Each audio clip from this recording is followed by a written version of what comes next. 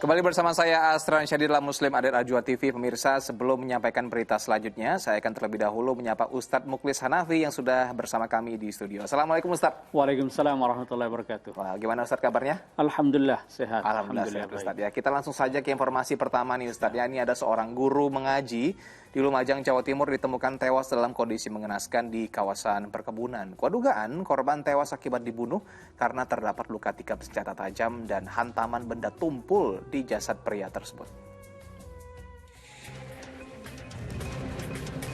Begitu tragis akhir hidup seorang guru ngaji bernama Supriyo yang jadi korban pembunuhan. Tim medis Rumah Sakit Umum Dr. Haryoto Lumajang yang mengotopsi jasad korban mencatat tubuh pria 50 tahun itu dipenuhi luka tikaman, sementara wajah dan kepalanya remuk oleh hantaman benda tumpul. Kabar terakhir yang diketahui keluarganya, Kamis malam korban pamit hendak pergi mengajar ngaji. Ditunggu hingga larut malam, korban tak kunjung pulang hingga akhirnya jasadnya ditemukan terkapar di Jalan Setapak, kawasan perkebunan Desa Jenggrong, Lumajang, Jumat dini hari. Keadaan malam saya nggak bawa senter, terus saya pulang nyusul warga, terus warga langsung ke sini cari, tiba-tiba korban ada di sebelah sana, tengah tegal. Motif pembunuhan masih didalami petugas. Namun, dari barang berharga korban yang utuh di lokasi kejadian dan kondisinya yang mengenaskan, tak menutup kemungkinan jika pembunuhan itu berlatar belakang dendam. Ini murni pembunuhan begitu ya, karena memang barang-barang dari korban ini jika ada yang hilang, motor maupun perhiasan, uang, tidak pasti ada di TKP pada saat ditemukan korban meninggal ini. Selain mengamankan kendaraan dan barang berharga lain milik korban di TKP, polisi juga menemukan barang bukti berupa batu yang diduga digunakan untuk menganiaya korban. Nur Salim melaporkan dari Lumajang, Jawa Timur.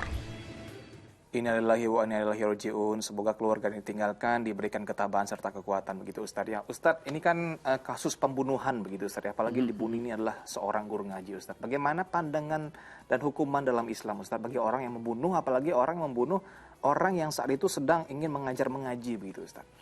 Ya, yang pertama bahwa membunuh itu adalah dosa besar. Bahkan dalam Al-Quran itu dikatakan man qatala nafsan bighairi nafsin aw fasadin fil ardi fakannama qatala an-nasa jami'a.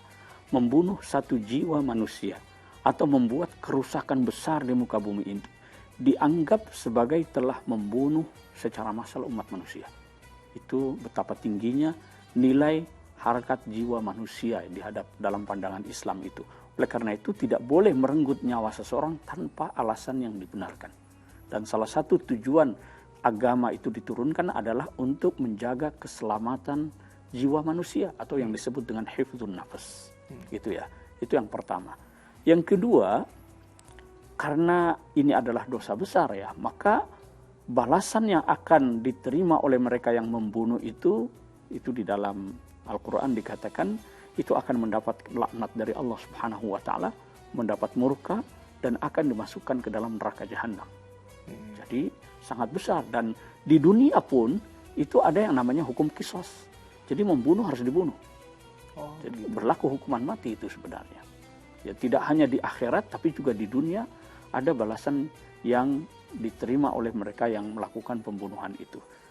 Yang ketiga yang kita cermati dari berita tadi itu, ini kan dia mau mengajar ngaji ya, jalan itu. Itu dalam satu hadis dikatakan man kharaja fi talabil ilmi fahuwa fi sabilillah hatta yarji. Orang yang keluar untuk menuntut ilmu, ini bukan hanya menuntut ilmu ya, tapi mengajarkan. Itu dia terhitung seperti orang yang mati di dalam fi sabilillah. Seperti syahid di medan tempur itulah. Mati syahid begitu Ustaz. Mati syahid. Jadi orang yang keluar dalam menuntut ilmu itu. Dan di dalam hadis yang lain dikatakan man salaka tariqan yaltamisu fihi ilman sahalallahu tahu tariqan ilal jannah. Orang yang keluar untuk menuntut ilmu atau menyebarkan ilmu pengetahuan itu akan dimudahkan jalan menuju surga oleh Allah Subhanahu wa taala. Kita berdoalah mudah-mudahan guru ngaji yang meninggal itu atau yang dibunuh itu termasuk ahli surga. Amin ya Allah, husnul khotimah begitu Ustaz ya. Dan Ustaz berbicara soal dosa besarnya Ustaz, mungkin pemirsa di rumah ini juga penasaran. Ini kan membunuh itu adalah salah satu dosa besar yang sangat besar begitu Ustaz. Nah, ketika dia bertobat, minta ampun kepada Allah, tentu kan Allah akan membukakan pintu maaf begitu Ustaz. Nah, ini kan ada efek dari dosa tersebut, apakah masih berlaku Ustaz pada dia begitu Ustaz? Ya, bertobat untuk dosa besar semacam ini, itu ada dua hak yang harus dipenuhi. Oke. Hak Allah itu dipenuhi dengan cara kita bertobat, mengakui kesalahan, menyesali, bertekad tidak akan mengulangi lagi. Itu namanya taubat yang nasuha kalau kita lakukan. Tapi di sini ada hak manusia yang harus ditunaikan. Apa itu?